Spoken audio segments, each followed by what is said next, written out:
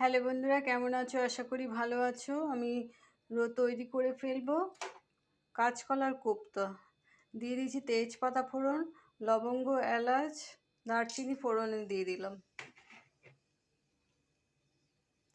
এই দিয়ে দেবো আদা বাটাটা, তারপর দিলাম টমেটো বাটা। আদাটা বেশি ভাজবো না।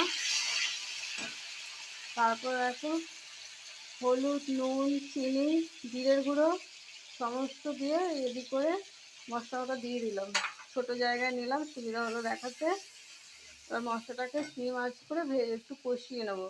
কষিয়ে তারপর এরকম কোপ্তাটা ভেজে রেখেছি, তৈরি করে রেখেছি। কোপ্তাটা কি করে বাড়িতে তৈরি করেছি চ্যানেলে দেওয়া আছে, কি মাখা দিয়েছি দেখে নিও। আর এই তৈরি করাটা দেখাচ্ছি। এবার জল দিয়ে ফুটে গেলে পরে নামাবার একটু আগে